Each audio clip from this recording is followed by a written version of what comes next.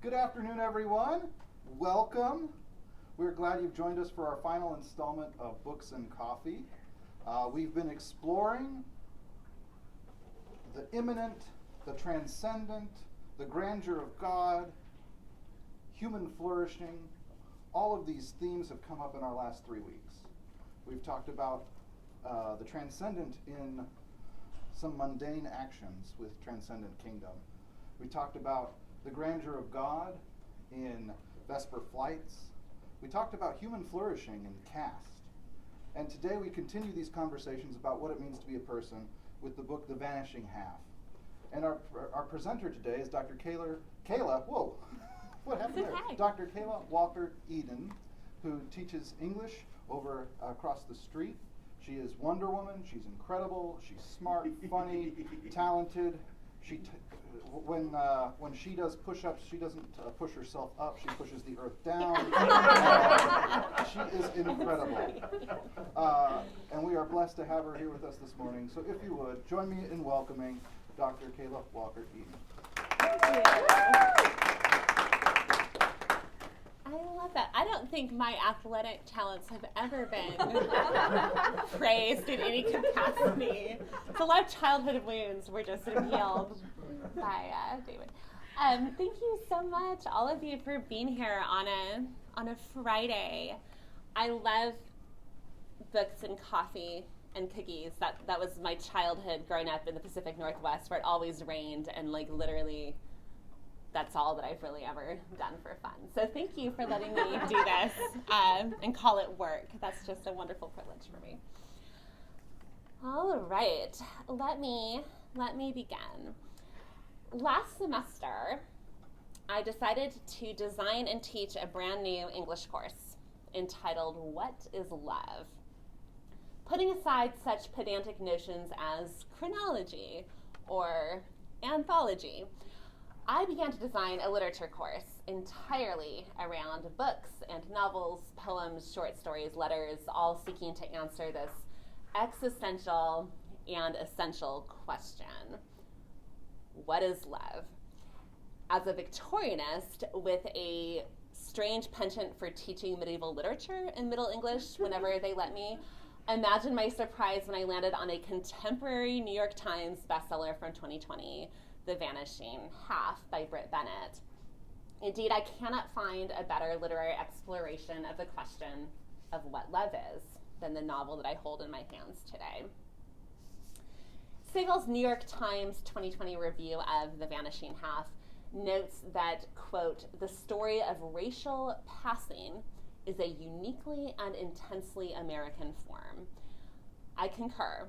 Stories about passing are born of the unique all-American racial trauma, and The Vanishing Half joins a number of 19th, 20th, and 21st century stories, films, memoirs, and novels that recount the respective risks and perceived benefits of Black Americans passing as white.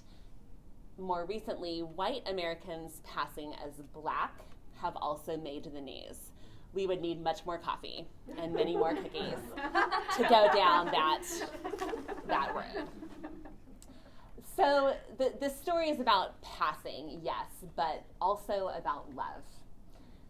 Bennett's novel asks us to consider what love looks like then in the aftermath of passing. What does love look like between partners and parents who do not know each other's history or racial identity, or their own? What love looks like between family members who flee for their new lives, for the family members left behind, and what self-love looks like when exercised in the most brutal of ways. And so we are introduced to the two twins at the heart of this novel, who are described on page 2 as selfish by the mother and the community they leave behind. They are called beautiful, selfish but beautiful, and they're twins. When they're pulled out of school by their widowed mother to clean the house of a white family, they run away instead to New Orleans. 1 year later, at the age of 17, Stella runs again. She is the titular Vanishing Half, the twin that disappears one day from the life of both her mother and her identical twin sister, Desiree, and never returns. She cuts all ties with her black, light-skinned biological family and community. She marries a white man, raises a white daughter, recreates herself as a white suburban housewife in Southern California, then as a university professor of mathematics. Meanwhile, Desiree pursues a different path. As Bennett puts it, quote, "The twins scattered, their lives splitting as evenly as their shared egg. Stella became white, and Desiree married the darkest man she could find." The disparate lives of these twin sisters unfold as they both raise daughters on opposite ends of the country who resemble their respective fathers. Stella's daughter Kennedy is blonde and blue-eyed. Desiree's daughter Jude is described as blue-black. Her dark skin tone read by her grandmother as a sign of Desiree's rebellion, proof that Desiree hates her family, wishes to punish them by way of marrying, quote, a dark man.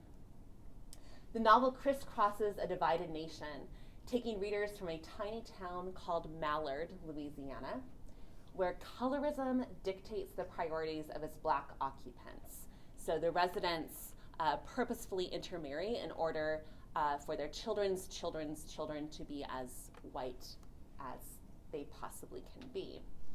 To Southern California, where Stella begins her new life, to New York City, where her daughter Kennedy runs off to be an actress and to live with a black man. All of this against the backdrop of the Vietnam War, the civil rights movement, and their aftermath. Stella's secret is eventually threatened by the arrival of her black niece, Jude, who recognizes her mother's twin at work and befriends her cousin, Kennedy. Bennett artfully draws us into the intricacies of relationships. Stella and her white husband, Stella and her white daughter, Stella and the black neighbor she struggles to befriend.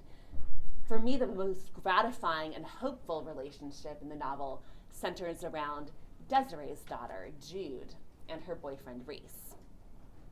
Jude inherits her Aunt Stella's knack for schooling and brilliance in mathematics, but she faces bullying and discrimination growing up in Mallard due to her dark skin.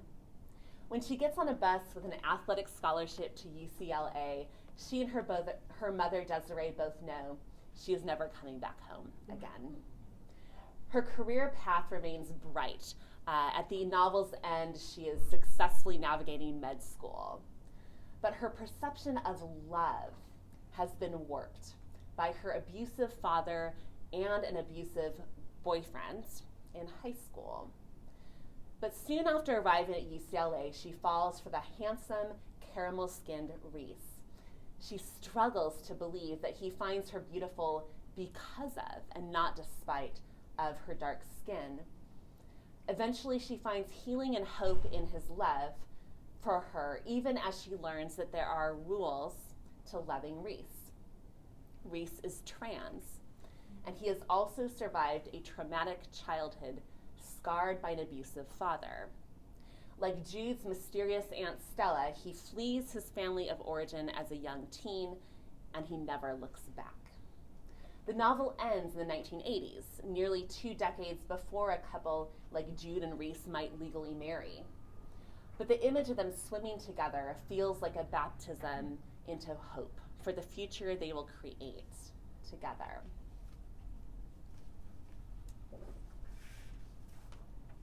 Indeed, a central motif of the novel and the most determinative part of how love plays out between these characters is generational trauma and dishonesty.